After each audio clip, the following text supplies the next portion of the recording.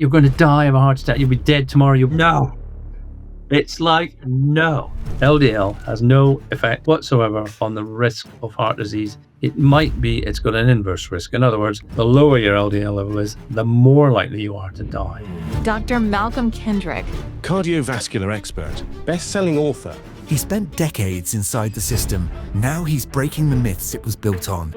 Carbohydrates aren't deadly substances that will kill you, but you will reach a point where they will be damaging and they will kill you.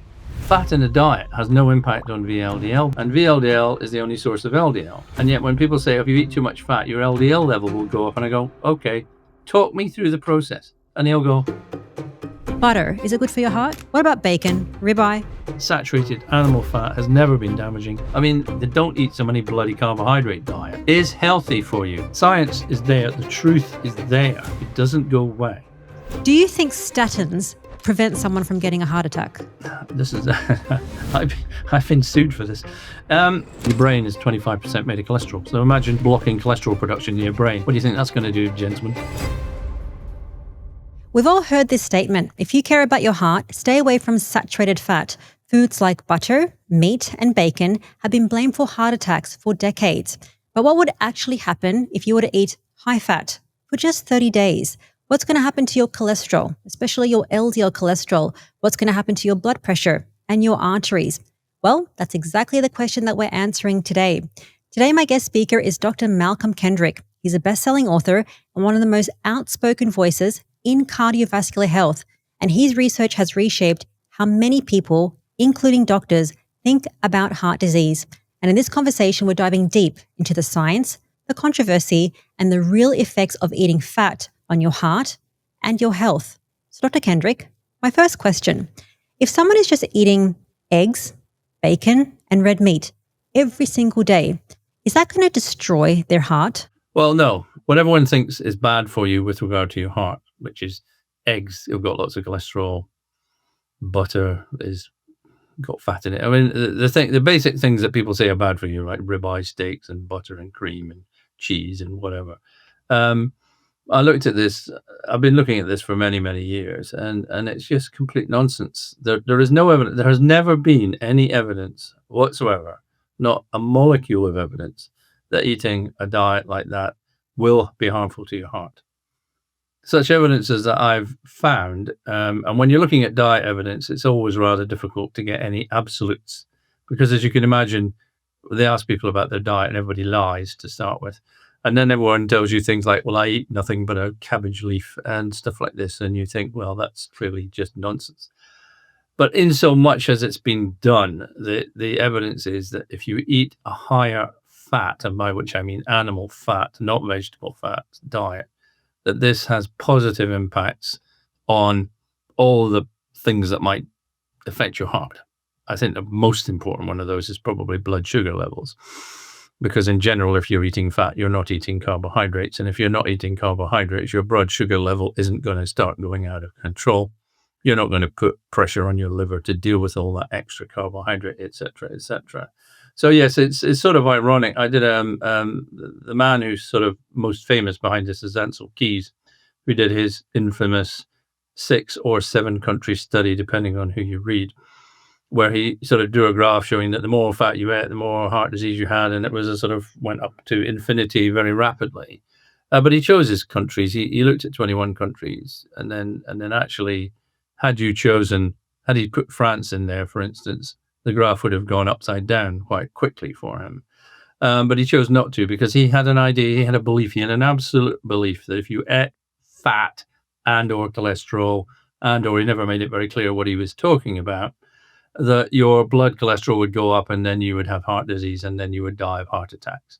Now that evidence was poor to non-existent to complete nonsense. In fact, he did a study in the 1960s and 1970s, and he did it in I think it was primarily in mental hospitals, so you could really control the diet of these people, where he swapped out fats, saturated fats, for polyunsaturated fats, and the people's cholesterol level, whatever he meant by that, it's difficult to define, went down, which was theoretically good. But actually, for every 1 millimole fall in your cholesterol level, the rate of heart disease deaths went up 20%, which there's two interesting things about that study. First is it completely contradicted everything everybody thinks. It completely contradicted everything he'd ever said, and it wasn't published. It was just suppressed. But the data were found in 2016 and were published like 50 years after he did this study. The data came out showing everything he had said was contradicted by his study. And you can find examples of this again and again and again. And then you think, well, what happened? The original Framingham study, which you may have heard of, which was set up in the States just after the Second World War. And this was also another place where this idea came about from. And what they actually found with regards to cholesterol, and they never published this data, it was found, if you like, in the same way by researchers who were sort of scraping around, found that the people whose cholesterol levels fell over 25 years of the study were the people whose heart disease rates went up the most during that period, which was, again, an exact contradiction. So every time you look at the evidence and you don't just listen to what people have said, you find actually fat, saturated fat, and cholesterol are all very healthy things. I mean, Ansel Keys himself started by saying, if you eat cholesterol, your cholesterol level will go up. He did experiments on humans and fed them eggs, on like 10 eggs a day or something. And what he found was it had absolutely no impact on their blood cholesterol level. None. Now, he knew this. So he just changed his mind. He said, oh, it's not cholesterol. It's saturated fat that raises your cholesterol. And we're like, well, isn't that a completely different thing? These are not the same things. These are completely different molecules. They are completely different things. So you said it was one. That was wrong. Now you're saying it the other. You have no evidence for it. And now the world believes this idea. I do find myself looking and thinking, well, evidence has no impact on you whatsoever. So what does, Absolutely. I want to ask you more about LDL cholesterol, because that's the main thing that people will say, but I followed a higher fat diet. And by higher fat, we're talking about animal fats, butter, tallow, ghee, red meat, and eggs. And then my LDL has skyrocketed. Very first question for you. Is there any evidence between high LDL and heart attacks?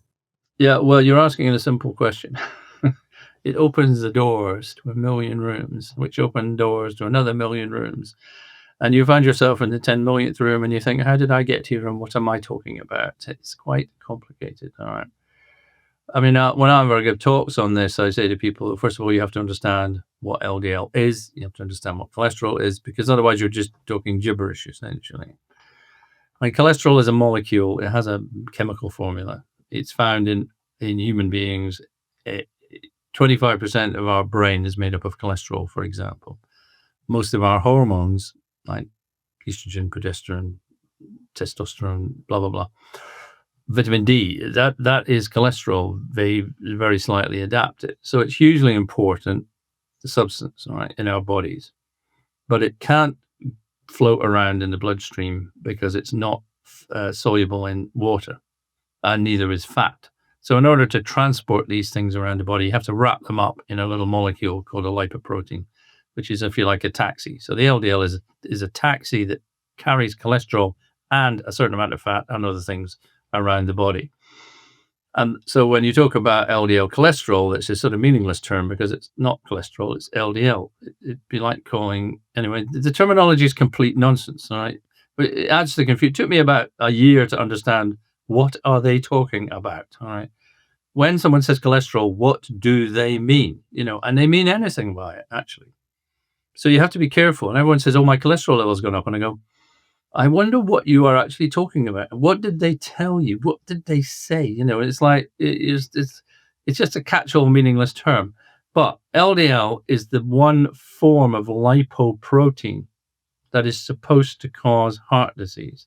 Now, there are many different lipoproteins. There's about, last time I looked, it was 47, all right? And you think, well, this area just becomes complicated.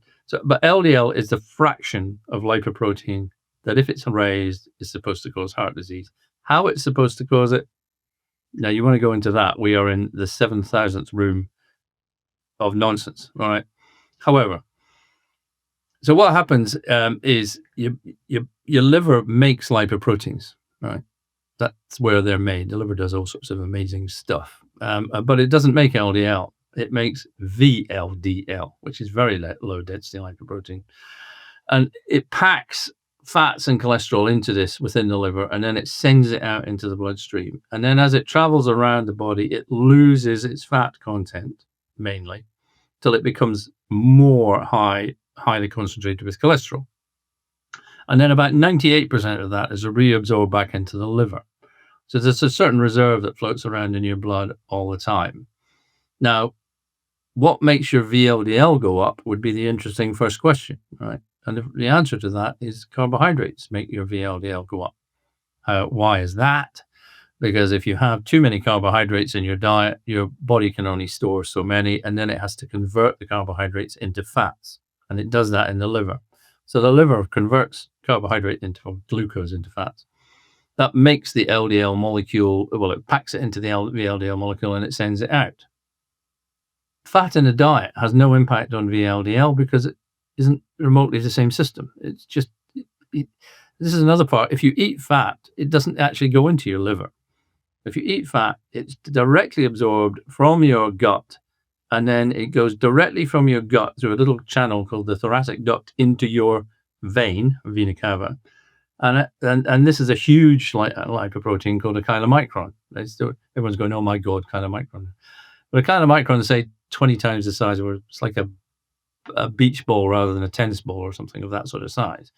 It travels around the body and it loses its fat, and then what's left, the tiny little remnant, is absorbed into your liver. So fat actually has no impact on VLDL, and VLDL is the only source of LDL.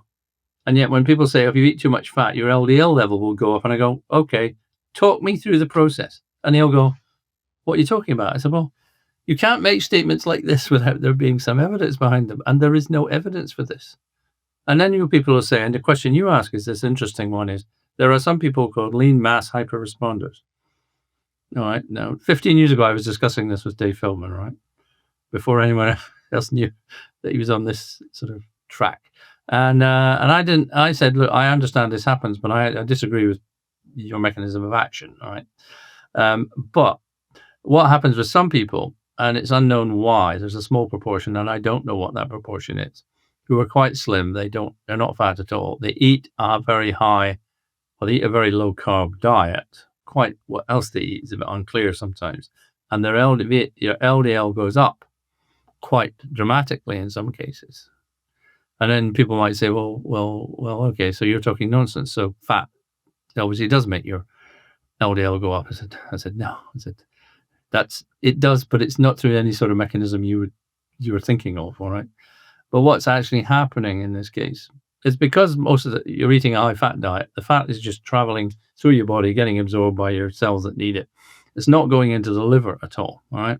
So the liver has no need to send out VLDLs because it doesn't need to get rid of this excess carbohydrate that's been turned into fat. So the VLDL level drops down, all right? And you think, well, that would make the LDL level drop down. No, that's not what happens at all.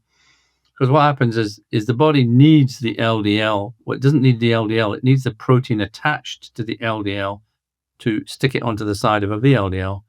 Because this is it's like an identification thing. They have these really complicated proteins stuck to the side of these proteins that are stuck to the side of lipoproteins that identify them as that lipoprotein so the body can recognize them. So that protein and that's a really difficult thing to make. It's a hugely complicated protein. So the liver, rather than making new ones, says, I'll just use the ones I've already made earlier. And I'll take them off the LDL, stick them onto the VLDL, send them out, lose my fat, so that churns round and round. If the liver's not making VLDLs, it doesn't need the protein from the LDL. So it doesn't bother reabsorbing it. So the LDL level goes up because the body's like, well, I don't need you, if you like, to make my VLDLs. And if that sounds complicated, I know when I say to people, they start blanking over. I just say, look at it this way. The reason why the LDL goes up is not because of the high fat intake. The reason why the LDL goes up is because of the low carbohydrate intake, right? It's the exact opposite thing. That's why it's going up. And then people say, oh, but that leads to high LDL. So that means that if you don't eat carbohydrates, then you'll die of heart disease. No. It's like, no. And they've done the recent studies on people to say, is there evidence that if you have these lean mass hyperresponders and their LDLs are going up like threefold, say from 5 to 15 or whatever it is, or 3 to 9 or whatever that level is, does that have any measurable effect on the progression of the disease in the arteries that we call heart disease? And the answer is no. But of course, this doesn't surprise me because I don't think LDL has anything to do with heart disease. I've never believed this. And I know that puts me in a minority of the world because everyone else goes, oh, it does cause it. I'm going, no, it doesn't. I had a man recently, it was 2 years ago, he's from the States. No, 3 years ago. Time flies when you're having fun. He had an LDL level of 19, all right, which is whatever that is. The average being 3, it's like 7 times as high. Right? And he told me, I have no evidence of any heart disease. He's 72. Right? They've scanned me. They've looked at me in every possible way. I have no damage to my arteries. No thickenings, no atherosclerosis. It doesn't exist. All right.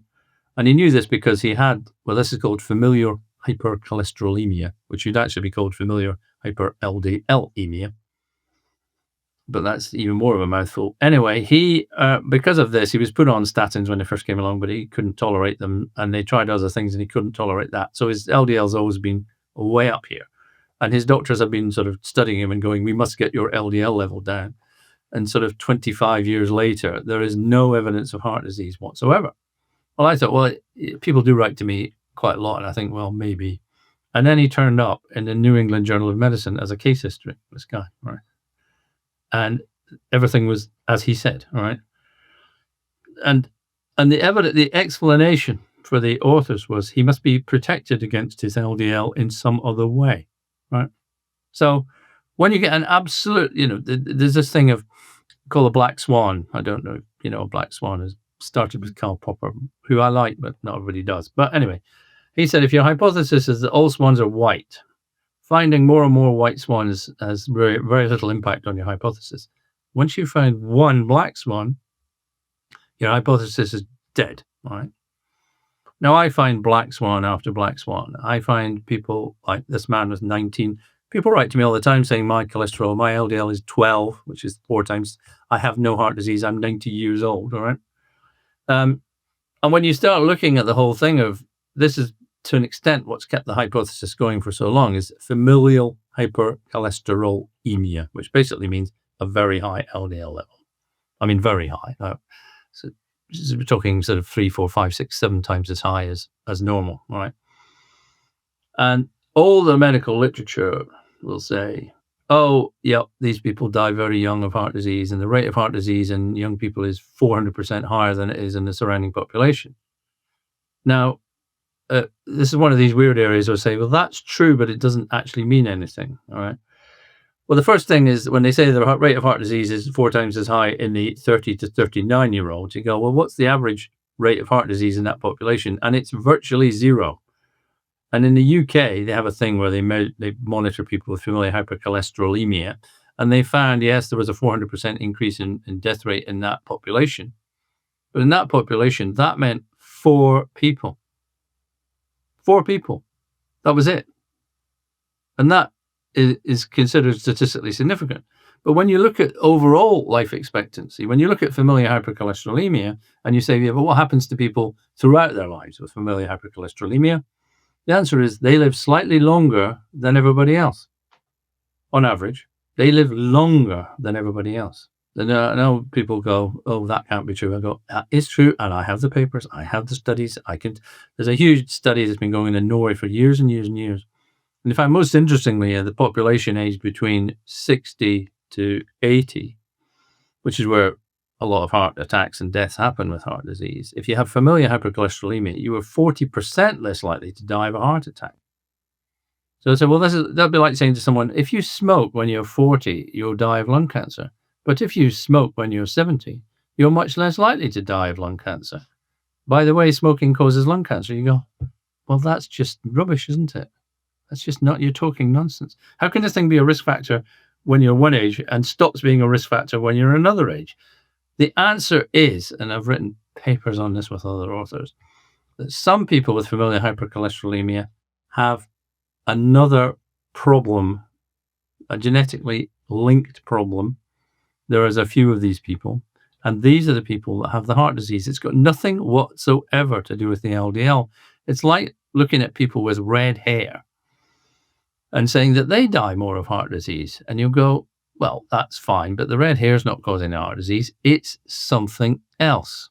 And what is something else is actually that people with red hair are more likely to have a Neanderthal genetic DNA incorporated into them. And these people are more likely to get heart disease. So we're looking at LDL and deciding it's causal. And we're just sort of saying, well, that's causal because we know it's causal. And it's like, no, it's not. So the whole concept of LDL being damaging is wrong. So therefore, whatever anyone says about, oh, your LDL goes up or your LDL goes down. Remember that study I talked about with Ansel Keys? Their LDL went down, their heart disease rate went up in a kind of linear effect. In this Framingham study, the more your LDL fell, the more your heart disease went up.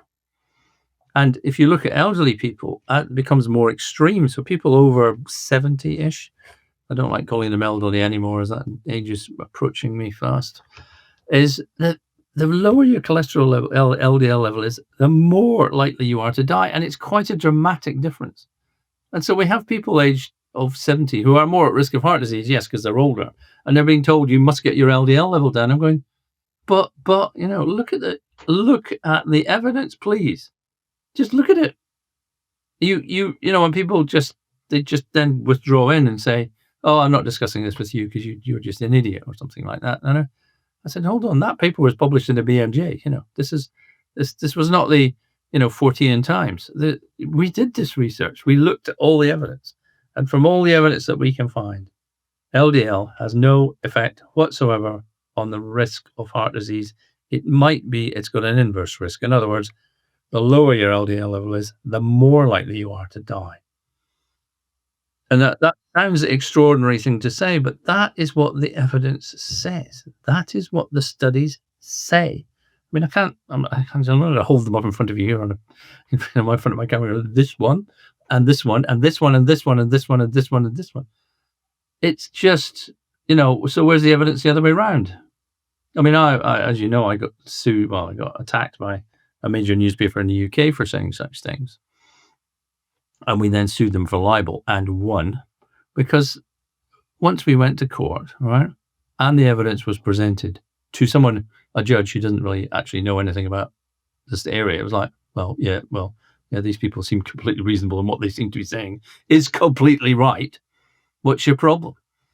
But the problem is, of course, that the medical profession, if it can be called as a single thing, is absolutely wedded to this idea. And so is almost everybody else. And then so everyone goes, well, they can't all be wrong, can they? Well, they're wrong about the dietary stuff. You know that. A lot of people listening to this will know that they're wrong about this stuff. I mean, the paleo diet, the keto diet, whatever you call it, anyway, the don't eat so many bloody carbohydrate diet, all right, is healthy for you. It is good for you. There is no parameter that is not. I mean, some people are less. I look at my son and he's like a beanpole and he eats Cheerios and waffle. He eats every carbohydrate known to man. His diet is reasonably healthy, but he is like just, I said, just you wait till you're my age, son. Now, as Dr. Kendrick mentions, heart disease is not caused by LDL cholesterol. It is actually caused by eating too many carbohydrates. And a really easy way to fix this is to simply drop the carbs and increase your healthy saturated fats. Now, as you do this, you might experience some side effects like headache, nausea, and fatigue. Now, all this is very normal, especially at the beginning. So what you can do is do the salt trick. Add some high-quality salt to your meals and also add it to your water. But if the symptoms still persist, I would highly recommend that you lean on a high-quality supplement, one that has sodium, potassium, and magnesium, because this is so important for proper brain and body function.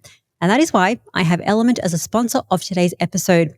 Now, I like to use a high-quality supplement like Element because it has a proven science-backed mix of sodium, potassium, and magnesium without any preservatives and nothing artificial. And I like to use half a sachet of the raw, unflavored option every morning in my morning coffee, and the other half I just sprinkle in my water during the day. And right now, Element is offering my viewers this free sample pack on every order. So you're going to get 8 single servings of Element to try for free. So if you want this, just head to drinkelement.com/the Primal Podcast. I do want to close this argument about LDL by offering solutions to people, because this is about empowering them, not giving up to the doctor in front of them.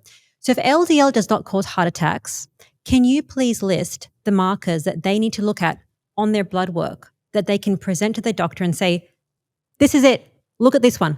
Yeah. Well, ironically, of course, one of the markers that they will have is where they look at, and they call them triglycerides, by the way. I don't know if they do in Dubai, but they do here. Yeah, triglycerides. And they do most places. So VLDL, as I talked about, very low density lipoprotein, for some weird reason is called your triglyceride level, right? Although it's 1/5 of your VLDL, just forget about it. But so the VLDL, the stuff that I was talking about that's produced when you eat too many carbohydrates, right? That level is quite important, not in so much as it causes disease of its own, but it's a marker for your eating too many carbohydrates, and that your liver is having to convert glucose into fat and shove it out. Now, as it does that, what happens is the thing that's called good cholesterol, HDL, right? So people have heard of high density lipoprotein. Again, it's a marker, all right?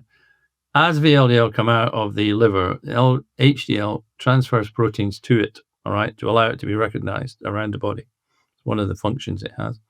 And as it does that, the HDL level effectively lowers, or it does lower, all right, measurably lower. So when your HDL goes down and your VLDL or triglycerides go up, all right, what this is telling you is you have, and some people would say this is insulin resistance or a marker of heading towards type 2 diabetes, right?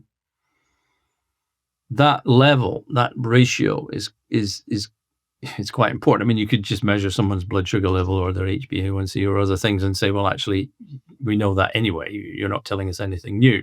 But if that ratio improves, and then some people will say that's a high cholesterol, or they will say your HDL level, your HDL to cholesterol level is poor. In other words, you've got a low HDL and your overall cholesterol level is high, but that cholesterol level includes VLDL in it, by the way. It's part of just a general lumped together figure. So if that figure starts to look wrong, then you'll probably want to do something about it. And that something is to reduce your carbohydrate intake. And then that will tend to normalize. Not always, but almost always, right? And on a population basis, the greatest risk factor for cardiovascular disease is type 2 diabetes, or the trouble with the term type 2 diabetes is there's a certain point at which you're diagnosed with type 2 diabetes and you go, you've got type 2 diabetes. And if you're like 1 point lower than that, they go, you don't have type 2 diabetes. Actually, you're on a sort of spectrum here from your insulin and your glucose and all that is working fine to you're completely knackered and your blood sugar is too high and your insulin's way off kill. You want to keep that as low as possible all the time.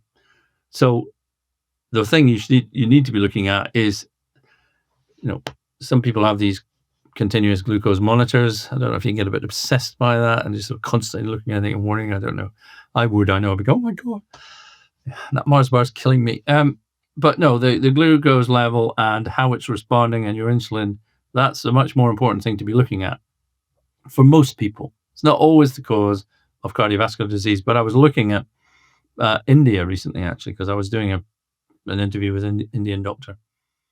And it was fascinating because he works in ER, emergency medicine, and the rate of heart disease in India is going through the roof, by the way. And also interesting, women have more heart disease in India than men, which is another thing. Everyone tells you women don't get as much heart disease as men. I go, yes, they do, if they do the wrong things, basically.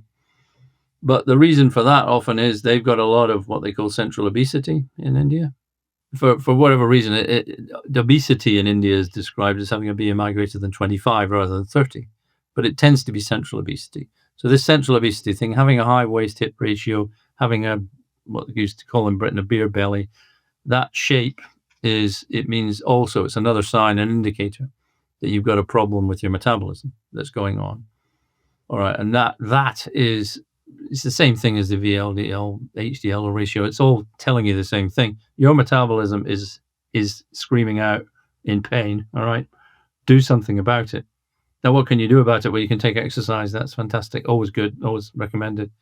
High intensity exercise is the best, like HIIT, what they call high intensity exercise training, because what that does is it burns the sugar out of your system. You may have heard of, people have heard of anaerobic and aerobic exercises. But anaerobic exercise means you're using sugar because you're going beyond your oxygen uptake need, so you burn sugar. Now, when you burn sugar, it's not very efficient, but actually it gets rid of the sugar, which is a good thing. So if you do like 2 minutes of running on the spot or pushing heavy weights, this is good. Whereas actually going for a long run, slow long run, although it may use up more energy, that's using up fat, and fat's got much more energy in it and blah, blah, blah. So high intensity exercise is good, and then changing your diet is good, and eating less carbohydrates is definitely good. And whatever, but don't eat nothing but people think, oh, well, if I'm going to reduce my carbohydrate, I must eat protein, because fat's bad for me. No, it's the opposite way around. You can't eat too much protein. It's not good for you to eat too much protein. Again, too much protein in the diet, not good. I recently saw a young man of about 20 who was doing bodybuilding stuff and trying to make himself look like Arnold Schwarzenegger. And he was eating these protein wheat shakes, all these things. And he actually died because of kidney failure, because the protein gets broken down, goes into your kidneys, and right. So, I mean, you have to eat an awful lot of protein to do this. But I was going to say that would be like a lot of protein to cause that damage. But I just want to preface that if someone is doing carnivore or keto diet, you can't eat that much protein, because typically people might eat 100 grams of protein roughly, which is not too much for them, and men and women need to eat enough protein. I do just want to summarize what you mentioned, because my question was the markers that people need to look at. So what are the numbers that people need to attain for HDL and triglycerides? Well, it tends to be a ratio, actually, that they have here, which is the ratio of, and it's in the UK, because everyone uses different measurements and everyone has a different way of looking at this here, all right? So what you can do, I think one of the tools that you can use that's available to everybody, all right, is a thing called QRisk. It's called QRisk 3. And if you type that into Google, it'll come up. It'll show you a little algorithm that puts in what's your risk of heart disease. Now, I don't agree with a lot of it, all right. Some of it's nonsense. But it does have things like smoking and diabetes. But it has this ratio thing on it, all right. And you can put your figures into that, and it will tell you whether that's a poor, good, or otherwise ratio.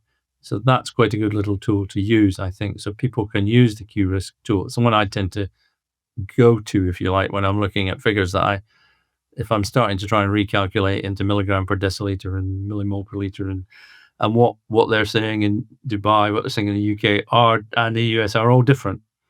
All right. So people might get rather confused, but if you want to use one tool, it's a reasonable one. And that will tell you can see that's the ratio. So the ratio of 3-1 is healthy, and 4-1 is on borderline, and 5-1 is unhealthy. All right.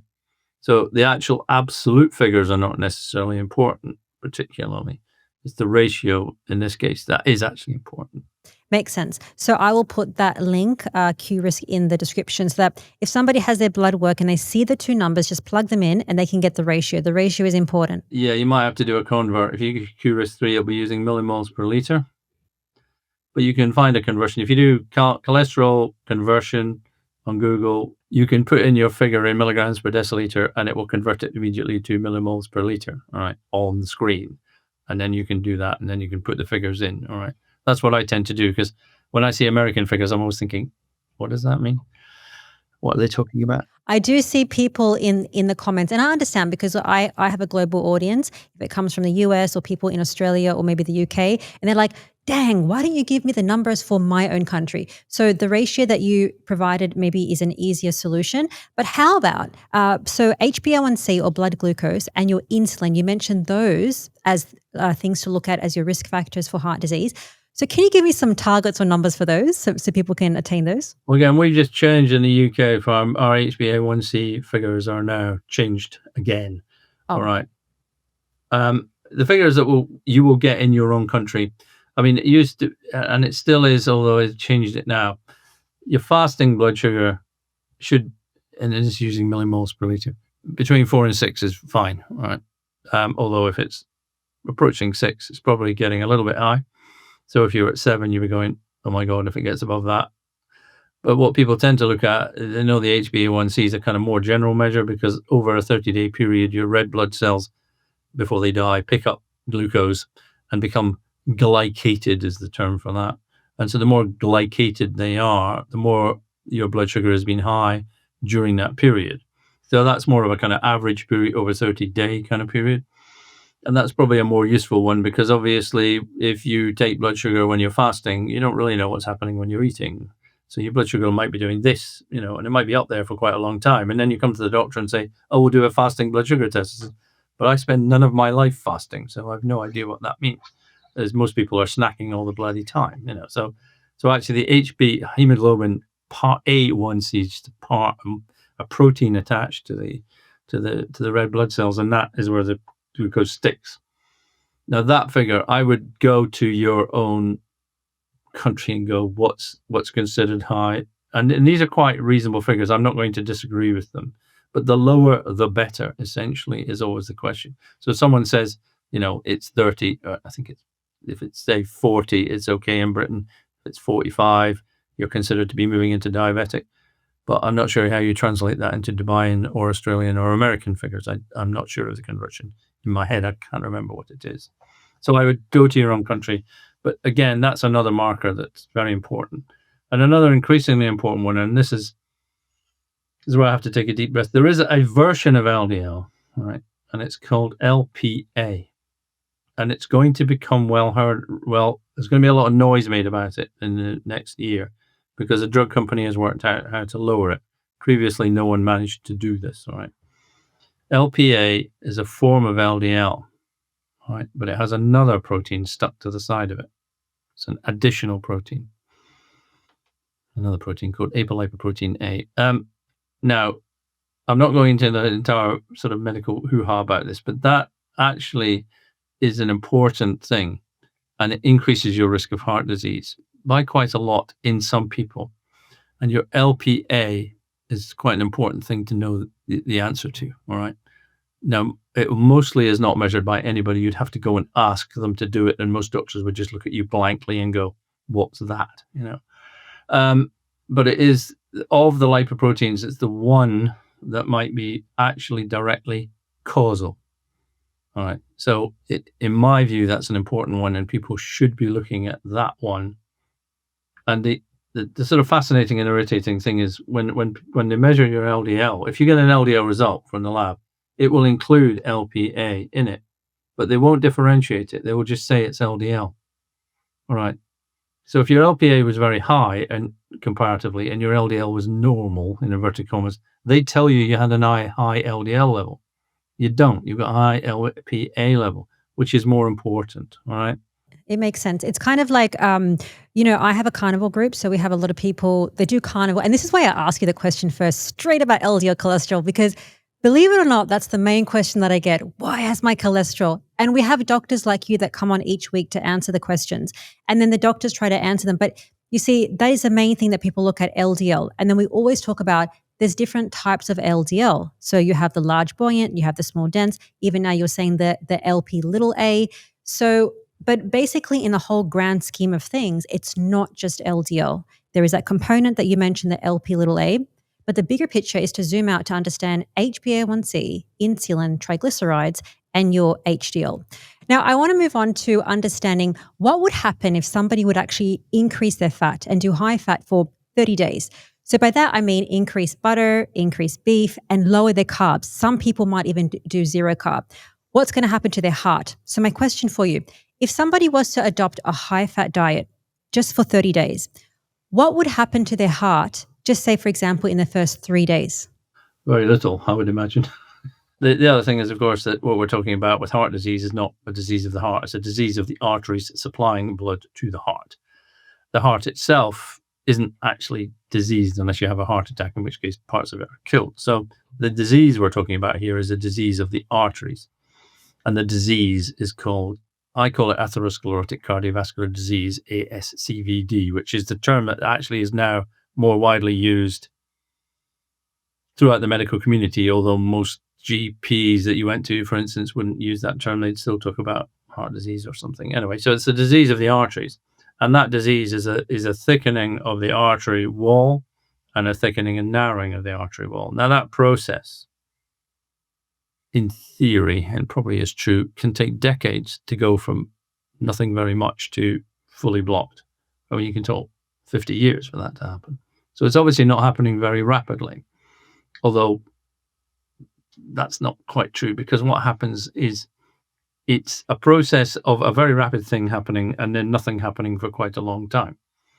So actually, when you look at people's arteries, and they've done these studies where they've looked at people's arteries and done angiograms who've got heart disease, and they can see the blockages.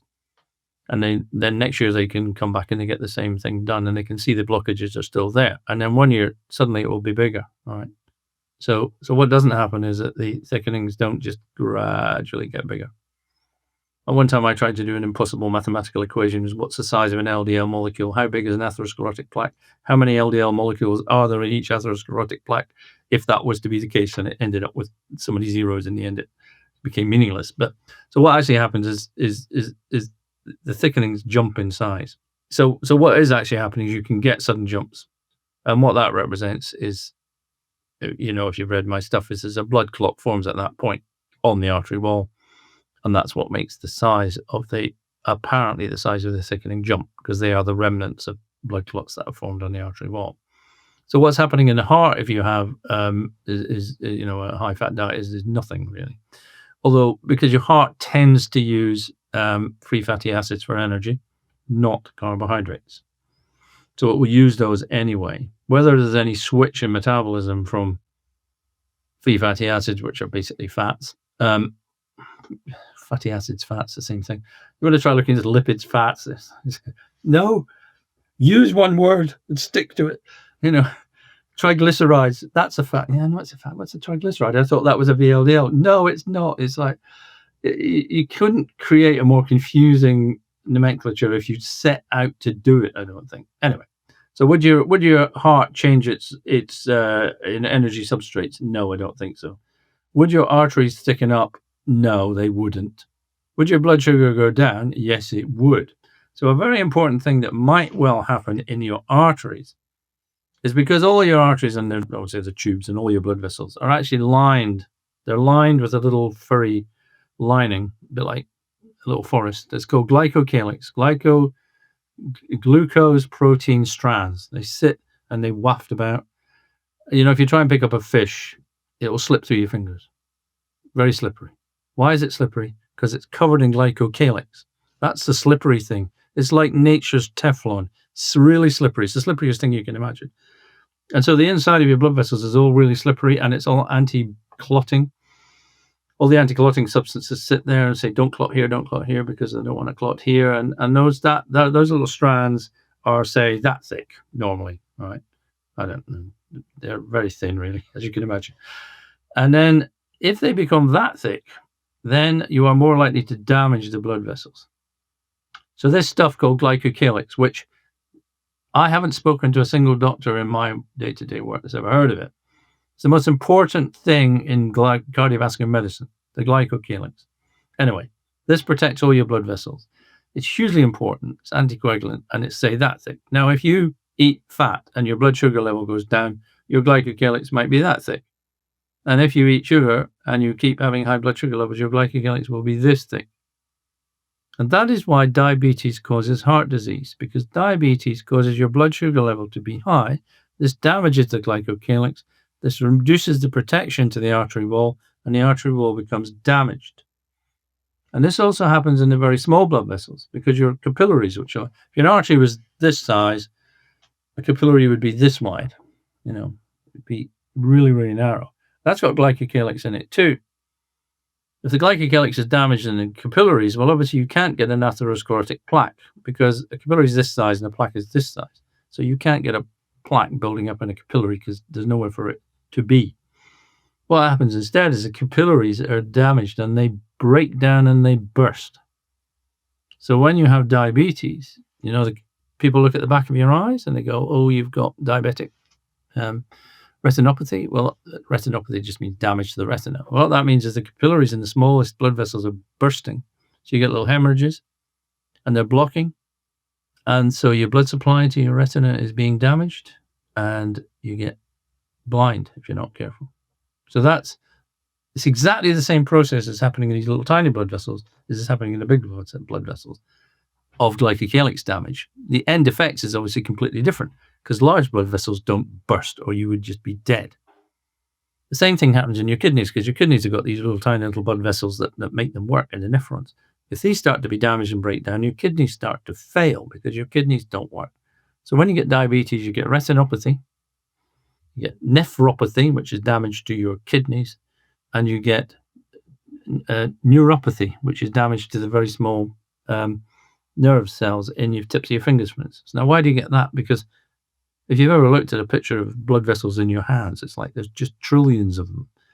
If they start to break down and die, then the nerves don't get the blood supply they need, and they start to break down and die, so you lose your sensation in your fingers.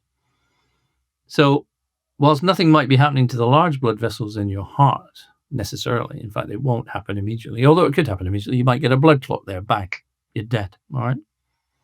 And that's less likely to happen if you're eating a high-fat diet than if you're eating a high-carbohydrate diet. The other thing will definitely be happening is you'll be reducing damage to the blood vessels in your fingers and everywhere else, your kidneys and your eyes. So you will be becoming healthier over a 30-day period. That will be improving your health. As Dr. Kendrick mentions, following a high-fat diet can heal inflammation, lower blood sugar, and also reverse insulin resistance in the longer term. So it's really important to remove all the toxins from our lifestyle. And this also includes the toxins that you put on your skin, because whatever you put on your skin penetrates what's called the blood-brain barrier, and that can go into your cells, causing disease. And when I heard about this, that really made me stop and think, because I have followed a high-fat carnivore lifestyle for the past few years, and it's helped me heal so many different chronic health conditions. But I still didn't realize I was still exposing myself to chemicals through my skincare. And I used to use 10 different skincare products, but now I only use one. It's 100% chemical-free tallow balm. Now you might be thinking, Rena, why would you put a tallow balm on your skin? Well, this has helped my skin so much. It's improved the hydration and my skin texture, as I generally have very sensitive acne-prone skin. And that is why I created the Primal Tallow Balms as a chemical-free solution for your skin, but also for my skin. The Primal Tallow Balms naturally contains vitamins A, D, E, and K2. It is made from 100% grass-fed, grass-finished tallow. So what does that mean for you? Well, you might experience better skin texture, better hydration, and better moisturization. And the best thing is, there's no nasties, there's no preservatives. It is just 100% pure tallow. And I like to use this unscented balm every single day. Just one dollop lasts me 24 hours. So if you want to be chemical free from the inside out, pick up a tallow balm. Just head to shop.theprimal.com and get 10% off your next order. So basically in the first 3 days, your blood sugar is going to decrease, and that has major effects on your whole body. As you mentioned, it improves the glycocalyx layer, which then supports and protects the artery wall. So that's going to help with your arteries. But then also your whole body is going to feel maybe healthier. You might get more energy. Your insulin levels then, for example, might come down. So let's go into 30 days. Now, you just mentioned 30 days, but I really want to give people hope to try high fat, low carb, or zero carb, because there's major effects just in 3 days or even 30 days. So now 30 days, what are the things that we could see? For example, with your triglycerides, could they be coming down? They should be coming down by that point, yes. I mean, there seems to be quite a lag between what your liver gets up to and what you eat. Possibly because there's stores all around your body and it takes a while for them to kind of outbalance themselves. I'm not sure exactly. It gets very, very, you can imagine, complicated. This is complicated. But yes, that will be happening. Your triglycerides should come down. Your HDL should go up.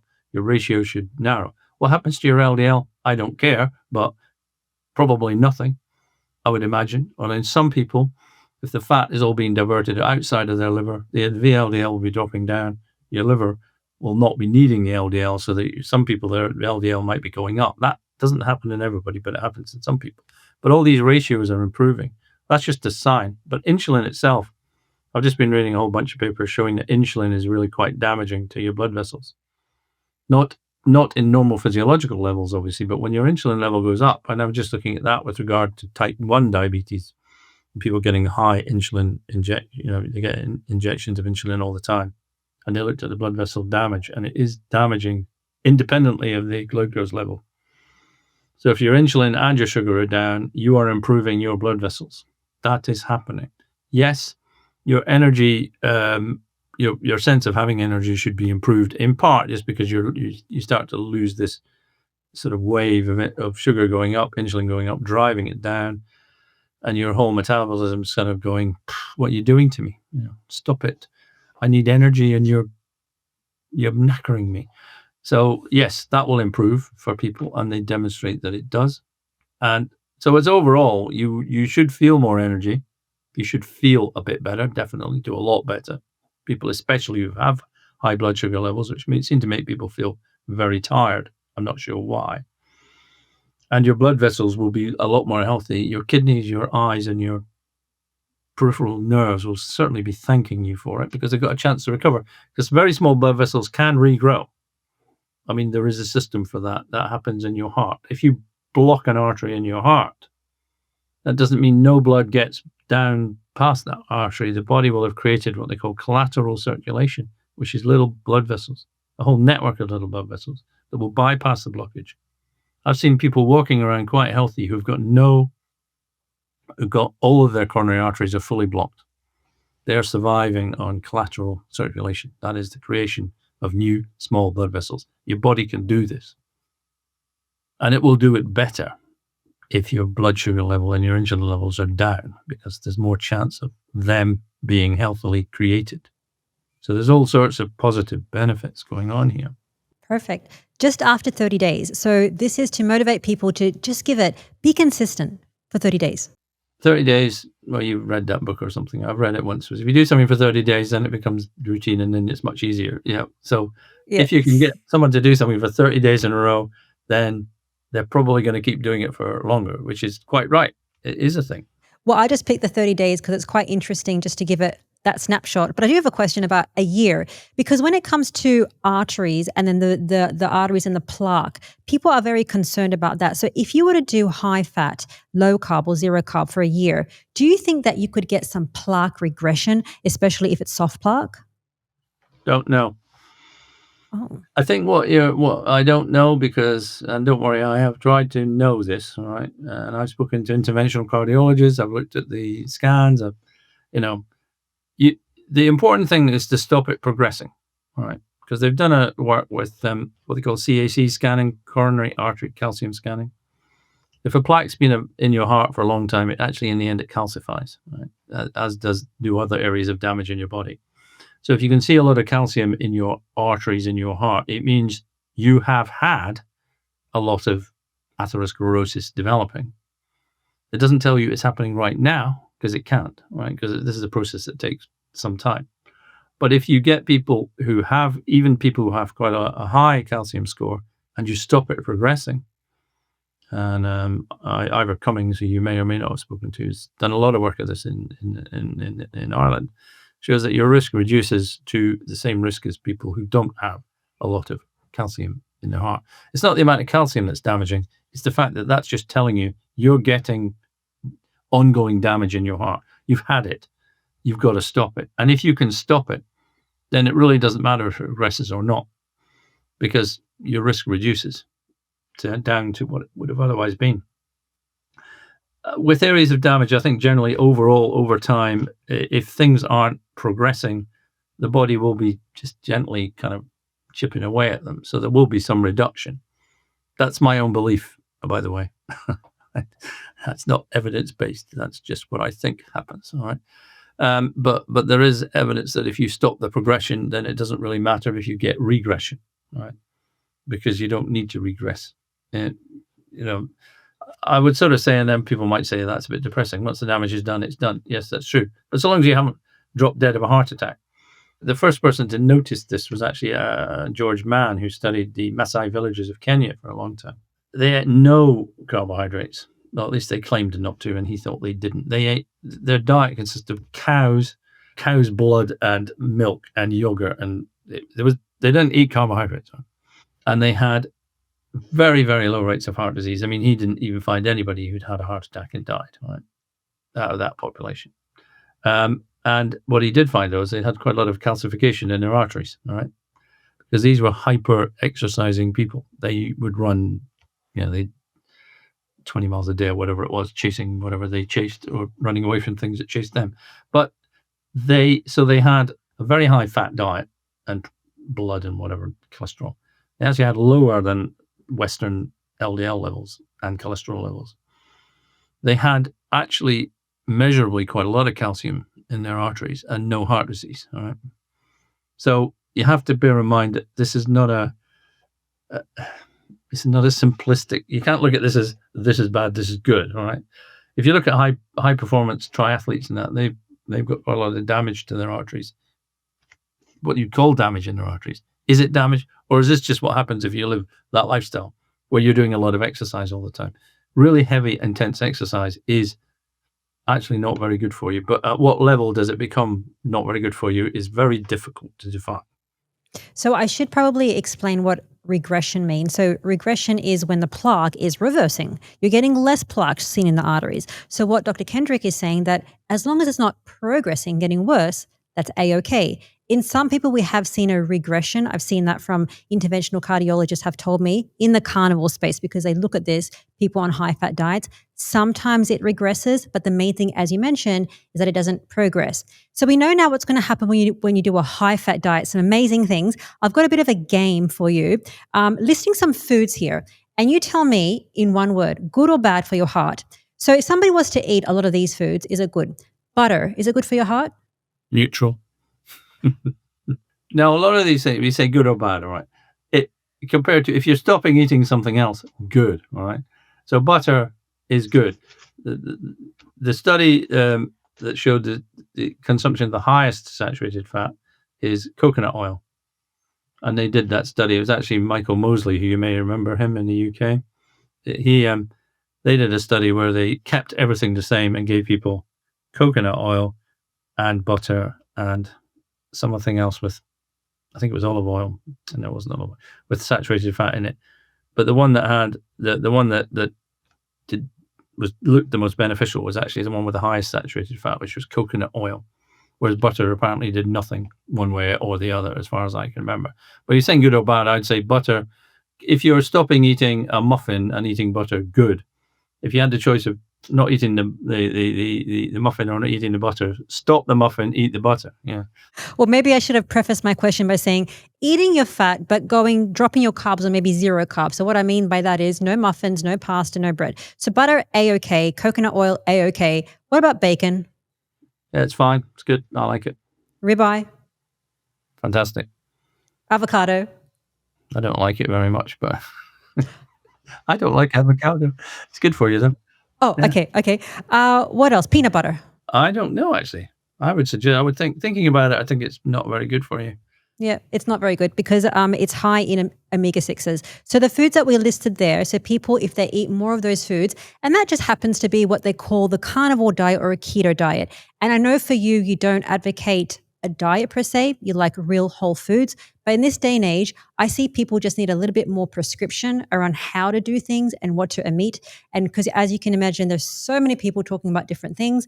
Lately, there's a sugar diet and people saying that I'm eating less sugar. I eat more sugar, less protein, and that's good for my health. Who knows where the heck that comes from? You have done a lot of work understanding the real cause of heart disease. Now, it's called the thrombogenic hypothesis. Can you explain that to me like I'm a child? And because I am a child in my brain. Well, we all are, in that we like a thing to be, we like a story. We like it to be simple, which is really why the cholesterol thing started off, I think. You eat too much cholesterol, your cholesterol goes up, it gets deposited in your arteries, ka-ching, easy to understand. As H.L. Mencken said, for every complex problem, there's a solution that's simple, easy to understand, and wrong. That's wrong. What's right is that your arteries are basically, as you can imagine, there's all sorts of stuff flowing through them at high speed. So the first simplistic thing that I say to people is, plaques or atherosclerotic plaques or whatever term you want for them, which is a thickening in your arteries. All right, why don't you get them in veins? Well, you never get them in veins, and you never get them in the blood vessels in your lungs. All right.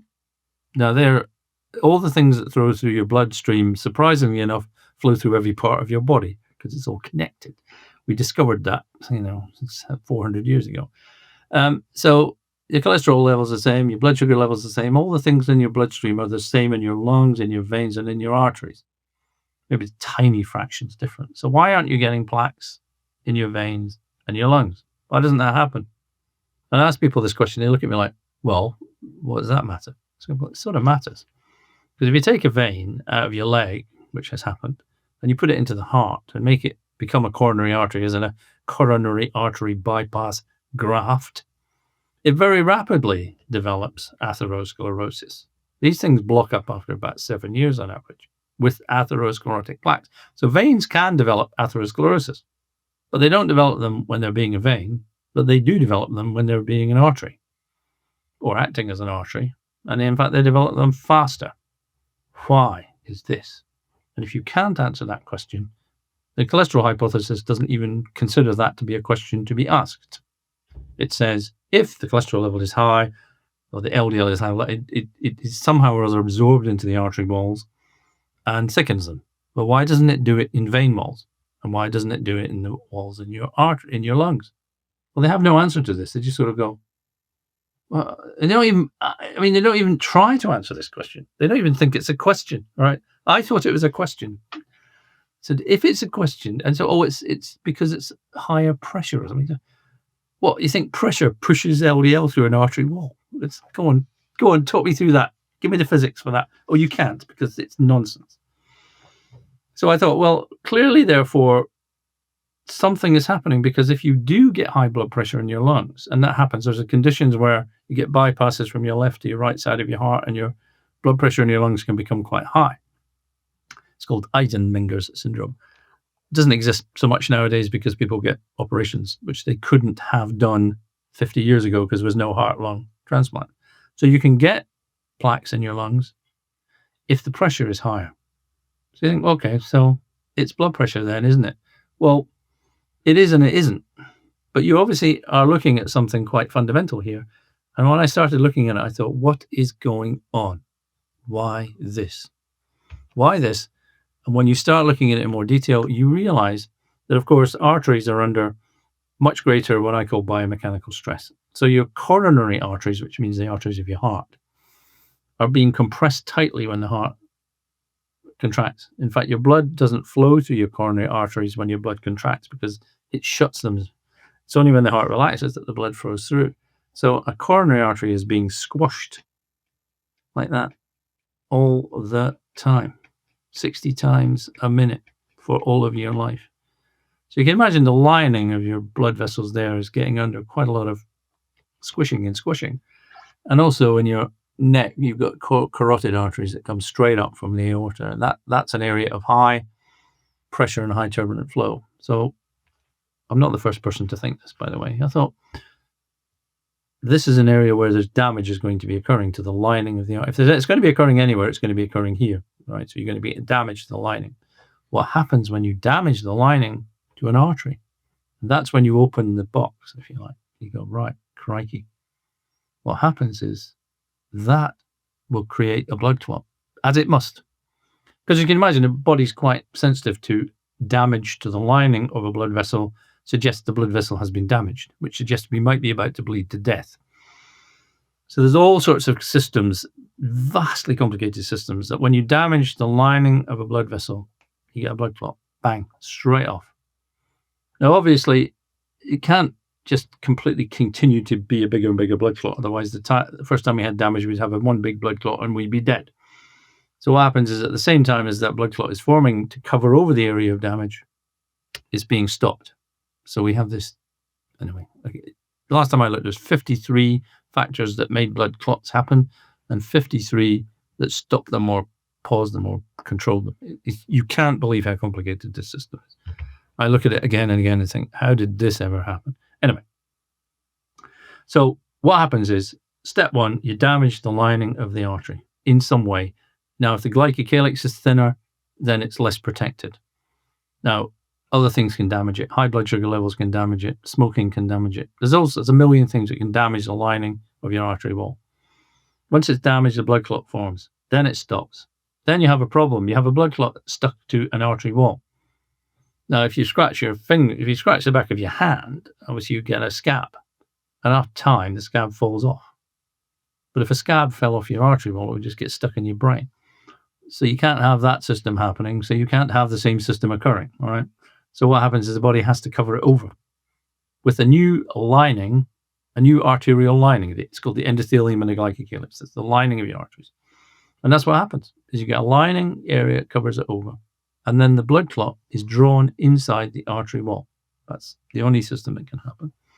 And then your repair mechanisms come along and chomp away at it and get rid of it until they don't. Because if that keeps happening at the same point, then you will get a buildup of damage. And each recurrent area of damage becomes a new layer, if you like.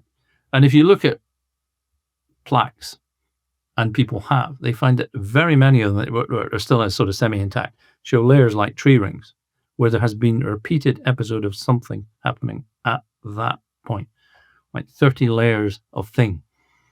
The only explanation for that is possible is that's a blood clot, another blood clot, another blood clot, another blood clot, another blood clot, another. You know when I said about phasic? This is what's happening. You are getting a blood clot at that point.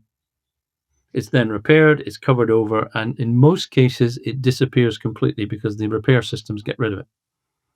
So this is happening, unfortunately, in every one of us all the time. It's like our skin is constantly being scratched and damaged, and you look at it and it looks completely normal, doesn't it? You don't say, oh my God, I'm covered in scars. What you say is, oh, look, you get a really bad cut and it will cause a scar, but most of the minor abrasions just disappear completely. So most of the minor abrasions disappear completely. So when they got volunteers to smoke one cigarette, healthy volunteers to smoke one cigarette, and they measured the breakdown products of endothelial cells. They actually, you could see endothelial cells were dying and breaking up around the body. You think, oh my God, one cigarette. Luckily, when you do that, the bone marrow produces more endothelial cells or pre-endothelial cells to cover over the areas of damage, and it's all gone. So that's one of the reasons why as you get older, you get more of a problem, because the things that when you're younger get repaired, as you get older, the repair systems start to get a bit creaky. And so when you get an area of damage, instead of it being just got rid of, it starts to get a bit less likely to be got rid of. So what you're looking for is basically, so that's the process essentially. You damage the endothelium, blood clot forms, it's repaired. Well, that's happening to everybody all the time. And if you inhale diesel fumes, the nanoparticles get into your bloodstream and damage the blood vessels. You can see these things. These will all be measured, right?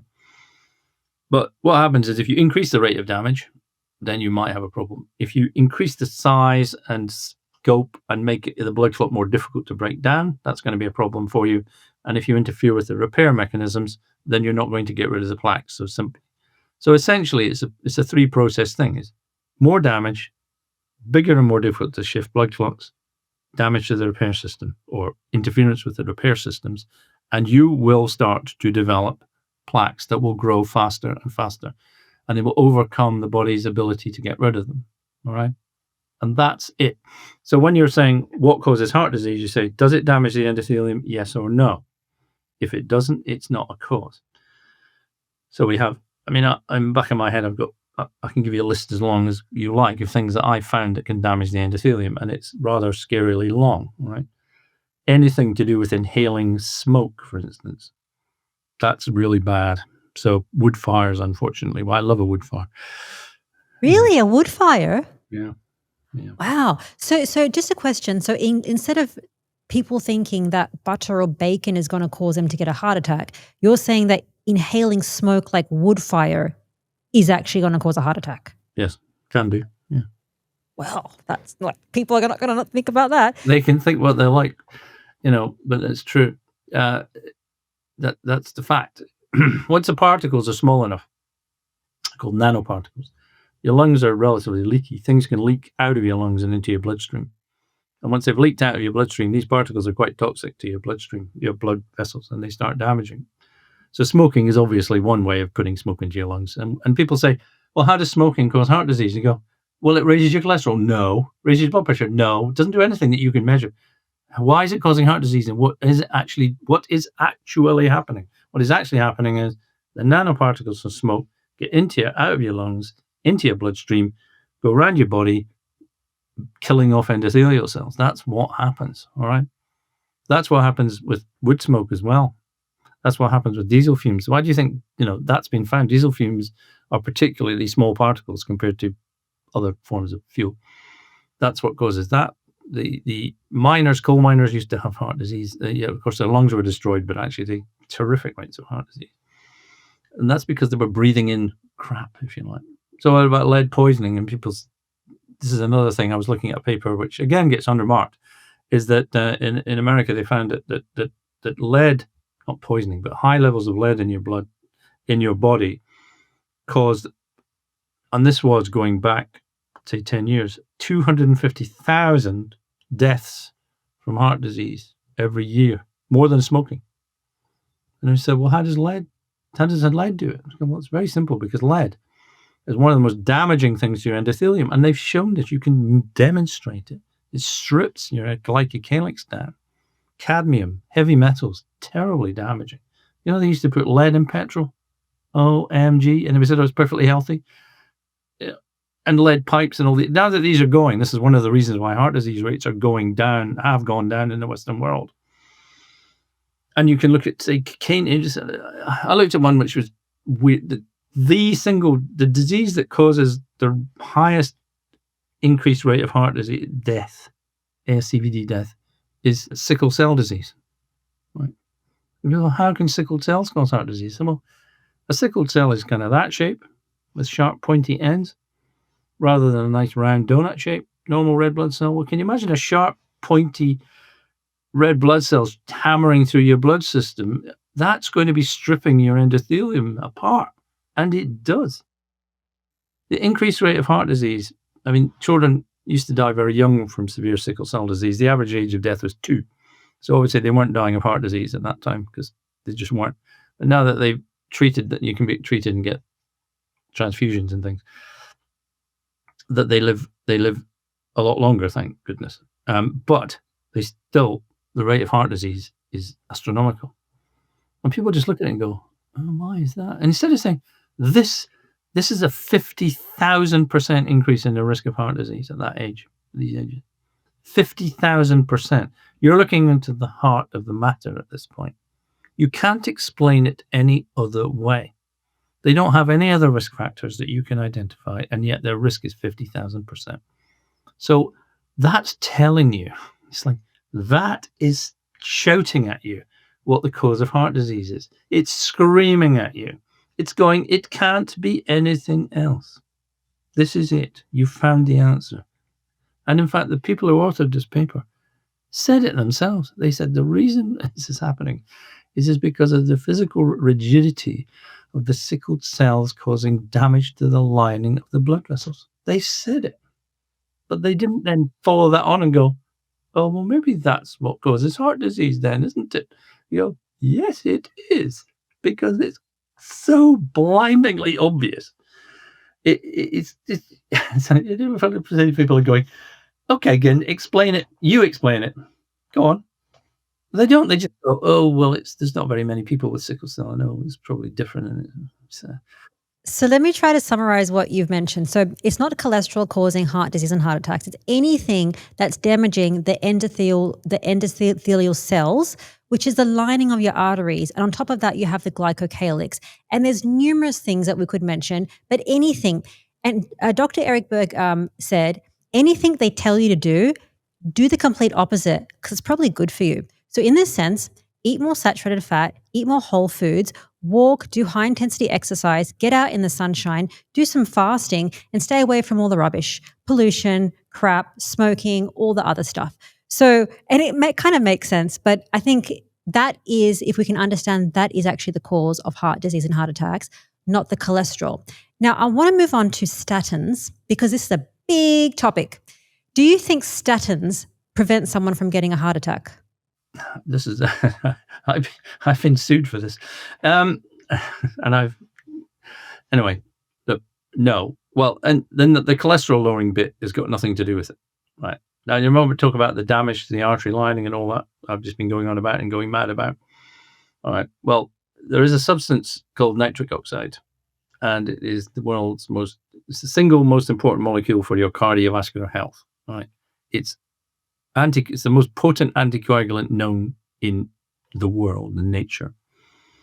And it stimulates the body to produce new endothelial cells, and it also exists within the glycocalyx and health. Anyway, having a high level of nitric oxide is the most important thing for your cardiovascular health as a single thing, right? Statins increase nitric oxide synthesis. Okay. Now, they do it through a complicated method, but they do it, all right? Now, they don't do it a huge amount, but they do it, all right? So that is a potential benefit of statins. How large is that benefit? It's not very large. It's pretty damn small, all right? But it's got nothing to do with the LDL lowering is just an unpleasant and unfortunate adverse effect of the statins. The benefit is something else that they do. So when I say to people, can they prevent heart disease? Yes, they can, but at a very high cost, in my opinion, of adverse effects and damage, all right? So I tend to say to people I use one statistic, which is, and this is from the papers themselves. This was not my paper. It was published by somebody else, Christensen. And he looked at what is the average increase in life expectancy from taking a statin for 5 years using the data from the clinical trials themselves, the big clinical trials, the ones that are used to promote statins. And the answer is, if you have not had previous heart disease, in other words, they call it primary prevention, stopping a first thing happening, is that your risk, your increased life expectancy is 3 days. All right, that's for 5 years of taking a statin. Okay, and if you've had a heart attack or stroke or diagnosed heart disease, it's 4.1 days. So that's the increase in life expectancy that you can gain from taking a statin. And in the end, that's what you're trying to do. It doesn't really matter what you die of particularly. Just, are you going to live longer or die of something else instead? It's not really worthwhile. So that's 0.6 of a day per year of taking a statin, according to clinical trials. You may or may not wish to believe that they are unbiased. Or 0.75 if you've had a heart attack. So you can make that decision. The people can make that decision themselves. Is it worth it? I would say I wouldn't do it for that, because you'd spend at least 0.6 of a day going to the doctor, getting your cholesterol measured, getting the statin, taking it, getting worried about it, then getting a whole bunch of adverse effects from it. Forget it, all right? They are held as the miracle drugs. If you ask a doctor, and I've done this, and others have done it as well, if you ask an average doctor, how much longer do you think a patient will live if they take a statin for 5 years, having had a heart attack, all right? They will normally reply something in the region of 2 years, all right? That's the sort of figure they've got in their head. I say to them, it's actually 4 days. And they go, that's rubbish. So, well, where's your evidence? You have none. I can show you the papers. I have evidence, all right? They still just go, well, you know. So you have to make your own mind up. The doctor will have in their head, you will live about 2 years longer if you take this statin for 5 years. That's the figure they have somehow or other. Some will be shorter, some will be longer. But they all think they're miracle drugs, all right? I went to a meeting, where it's the thing they do in the UK, where they educate you on the latest developments on stuff, all right? So I spend most of my time going, no, God. However, they talked about things you could do after a heart attack or whatever. And then they talked about giving it, was it a heart hug? A heart hug, all right? They said, statins give you a heart hug. This is a scientific meeting, all right? I thought, right, get me out of here now if we're starting to use terminology like this. But there is this thing, they are seen as the benevolent wonder drugs that are just, they have no adverse effects. They are just beneficial. People should just be taking them anyway, whether they've got heart disease or not. That's the medical profession, honestly to God, thinks this. Most of them. So you will get a very big bad pushback from the doctor who just thinks, well, you're an idiot, you don't understand. You're going to die of a heart attack. You'll be dead tomorrow. You know, blah, blah, blah. It's like, take a deep breath. It's nonsense, all right? It's 4 days if you've already got heart disease. If you have a day's worth of adverse effects a year, it just cancels it out, all right? And I've seen people, quick, short, ironic story. the newspaper, the Mail on Sunday, that decided to attack a few of us for being anti-statin and said we were mad and we were murdering people and whatever. All right. At one point, and we know because they've seen the background information, they went around trying to get case histories from people who'd stopped taking statins and then had a heart attack. So they could say, this is someone who heard what Dr. Kendrick said and he had a heart attack and blah, blah. They didn't find anyone, by the way. What they did find, the first 2 case histories that came back to them were 2 people who started taking statins, suffered liver failure due to it, and died. All right. And what the comment of the editor of the newspaper who was doing these articles was, well, I don't think this is the type of case history we're really looking for. And the other thing he said is, since we put out this call, we've been inundated with people telling us they've stopped taking statins and feel much better. All right. So when he put out the call, he got the exact opposite of what he was looking for. I have a thing I say to patients, which is if you take a statin, it adds 15 years to your life. And they go, well, that's fantastic. I said, no, you're probably misunderstanding me. I don't mean it'll make you live 15 years longer. I mean, it'll make you feel 15 years older, right? Because they have this effect. Because another thing that they do, I mean, they raise nitric oxide, is that they don't just block cholesterol production in your liver, they block, or other cells in your body, they block the production of a thing called coenzyme Q10. No one's ever heard of it. You quickly know. Coenzyme Q10 is a really important chemical, and whatever it is exactly, what you term it, that works with the mitochondria to produce ATP. Right? ATP is the end result of all of what you eat being produced into energy. ATP converts to ADP. That's how your body has energy. That's your petrol, if you like, if you're a car. ATP is your petrol. It's your rocket fuel. All right. And it's been shown that statins reduce coenzyme Q10 by 50% and reduce the amount of ATP in your body.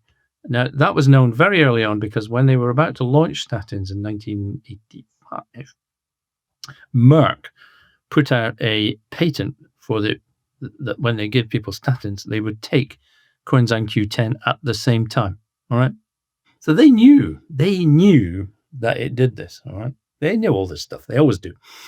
But then they decided it wouldn't look very good giving the antidote to this drug at the same time, as it would mean it probably was considered not that healthy. So they got rid of that idea.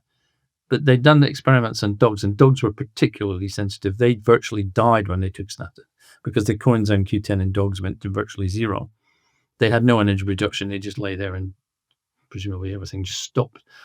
So yes, we know that statins have they do these really bad things as well.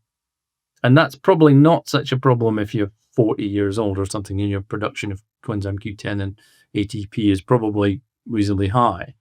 But as you get older and older, obviously you can reach a point where your reserve is at its kind of met, and then suddenly you drop your coenzyme Q10. The number of people I have spoken to who became virtually bedbound through statins, who couldn't get up, who were weak, who had muscle pain. And they're going, oh, statins can't cause muscle pain. I said, but we know that statins reduce coenzyme Q10. We know exactly what that does. Big surprise, it makes you knackered with muscle pain. Well, yes, it does exactly what... Once you understand all the processes, and I kind of do, you go, well, it's going to cause that, and it's going to cause that, and it's going to cause that, and it's going to cause that, and it's going to cause... And it causes all these things you would expect it to cause as adverse effects. Drugs do not just pinpoint one thing in the body and go, bing. Nothing does that. They do all sorts of things all over the place. Statins do most unpleasant things in your body. Really unpleasant things. Beatrice Gollum looked at amyotrophic lateral sclerosis, which is Lou Gehrig's disease in America, which is basically one of the most horrible diseases you can get. All right? And she found that atorvastatin and simvastatin increased the risk of ALS by 50-fold. 50 times increase in ALS. All right? That's published. I've got it. Can you just give the brand names for atorvastatin and the other statin so that people understand? Lipitor is atorvastatin. Simvastatin, I can't remember what it's called here. We just call it simvastatin. It used to be called something else. And there's a lot of statins. There's rosuvastatin, pravastatin, simvastatin. It used to be cerevastatin. They're all basically the same, right? Some of them are what they call lipid soluble, which means that they can get into the brain more easily. And they seem to be the ones that are more likely to cause neurological problems. Surprise, surprise. And your brain is 25% made of cholesterol. So imagine blocking cholesterol production in your brain. What do you think that's going to do, gentlemen? Well, it's going to be absolutely fine. Don't worry about it. Right. Dwayne Graveline, who I knew at one point, who's now died, he was an astronaut, trained as an astronaut. He took statins and had an episode of what they call transient global amnesia, which is basically you just forget everything completely. You can't remember anything virtually. He thought he'd had a stroke. Turned out it was a statin that caused it, right? Because he did this challenge, re-challenge, he restarted the statin. Same thing happened to him. And he was an aeronautical physician, so he's dealing with pilots. He was rather concerned that if a pilot was taking a statin and they suddenly had an episode of transient global amnesia and forgot how to fly a plane, that wouldn't be a good thing, all right? You may remember that recent crash in India, where the guy switched off the fuel systems. Okay. Inexplicable. Well, it would be explicable if you'd forgotten how to fly a plane and you just suddenly started moving the switches around. Is that something to worry about? At one point I said, I'm going to ask the pilot of every plane I get onto, are you taking a statin? In which case I'm not flying on this aeroplane, because I don't want you to suddenly forget how to fly an airplane while I'm on it. Thank you very much. Can you imagine if somebody asked that question? I just want to check if the pilots are on a statin, I don't want to fly because they're going to get some bad side effects. Last question. So, by the way, I think people do know coenzyme Q10, and there is a pathway called the mevalonate pathway by which the statins work on. I wonder if we can show that on the screen so that people can understand that it is actually a pathway to block coenzyme Q10, which then block cholesterol. Well, I like to think of it a bit like a trunk to a tree, and there's branches that come out. And if you block the trunk here, you block all the branches as well, one of which has cholesterol and others are created at the same time. So you're not just blocking cholesterol production. No. So if somebody from this conversation is taking a statin and they're like, but Dr. Kendrick, I'm so scared about getting a heart attack, but I'm on a really good diet. What can they say to their doctor to make them understand and give them the power to take control of their health and get off that statin? Well, you can do what some people do and just don't tell the doctor, but stop taking it. And then a big pile of statins at home, which I saw a lot of, by the way. I think you just say is, well, it's very difficult because people don't like to argue with doctors because somehow or other they think doctors know more than they do, which they do about a lot of things, but not. They've got a very kind of broad but thin knowledge about things. One of the things is that if people are getting they're not aware they're getting any adverse effects, all right? So they're getting no pain. They're living their best life they can live and running marathons or whatever they're doing. You can say to you, is it worth the battle? Well, that depends on yourself. I say to people, if you think you're getting an adverse effect, like your memory's got a bit wonky or you're feeling weak or whatever it is, say, I think it might be caused by the statin. I'd like to do a challenge, re-challenge, which is basically stop taking it for about 2 to 3 months. All right. See how you feel. If the symptoms go away, all right, then you take it again. And if symptoms come back, you've proved that's it. All right. That's one way of doing it. It's a challenge called challenge, re-challenge. And then the doctor can say, oh, well, you should, and I've seen this, the doctor say, oh, you should still take it anyway, because otherwise you're going to die of a heart attack, which is a very worrying and stupid thing to say to somebody. And I don't know how you've got to be got to have a bit of testicular fortitude, as they say, is to do that, which is to basically tell your doctor, well, get stuffed, I'm not doing what you say. You then have a problem with the insurance companies, because if you are found to have a risk of heart disease and you're not taking a statin, your insurance will go up, and they might, especially if you're going on a holiday, you might run into problems. That's there as well, all right? I think you just have to go, right, I know I'm going to be told I'm an idiot. I know I'm going to be told I'm going to die tomorrow from a heart attack. I know all the moral manipulation and whatever is going to happen, but I'm going to do it anyway, all right? And can you do it? Can you not do it? It's like saying to people, LDL doesn't cause heart disease. And yet you get swamped with all the stuff on the other side going, it does cause it. There's no evidence for any of this. They just say it, all right? So you just have to be confident. And I think, as I said, the world changes one conversation at a time. Hopefully a conversation like this, the other stuff I've done, the other stuff I've written, I'm not alone in saying this, not by any manner of means. Eventually the world will change. But as also said, the world changes very slowly, then all of a sudden. This is going to go at some point. It will be gone in some number of years, hopefully tomorrow, hopefully 11:43 UK time. But when it changes, it'll be like that, all right? And then all the people who are saying one thing will suddenly say, well, as we've said all along, it's blood clotting that causes heart disease. I'm aware of that, all right? You've just got to keep pushing away because their arguments are based on nothing, all right? Their arguments are based on an idea that was first floated 170 years ago and was wrong then. It's been wrong ever since. Continues to be wrong. So it's just wrong. Carbohydrates aren't deadly substances that will kill you. And for everybody this varies, you will reach a point where they will be damaging and they will kill you. Right? Fat, saturated animal fat has never been damaging, is healthy, perfectly healthy for you and good for you in all sorts of ways. These are just facts, all right? They are inescapable facts. I mean, people don't say inescapable. People can escape from facts all the time. It's a thing that people do. But science is there. The truth is there. It doesn't go away. It's there to be found. You found it. I found it many years ago. Other people I speak to know it.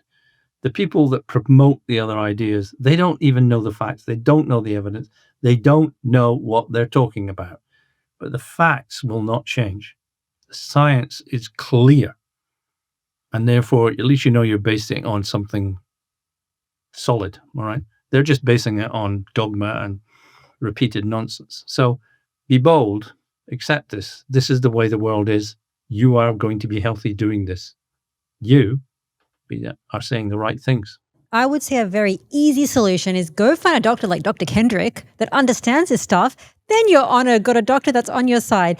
And we do offer a group of people like carnivore and keto people. And we have 800 doctors from all around the world that people can find a doctor.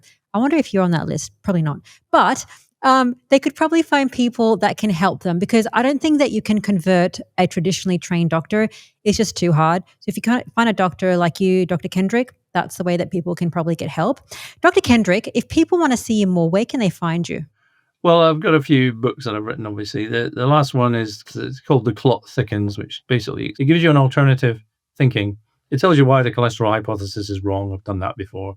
But it also says, well, here is actually the evidence behind the thrombogenic hypothesis, first proposed in 1852 in Vienna by Karl von Rokitansky. So it ain't new and it ain't mine, all right? It just happens to actually explain what causes heart disease properly and ties most of the strands together.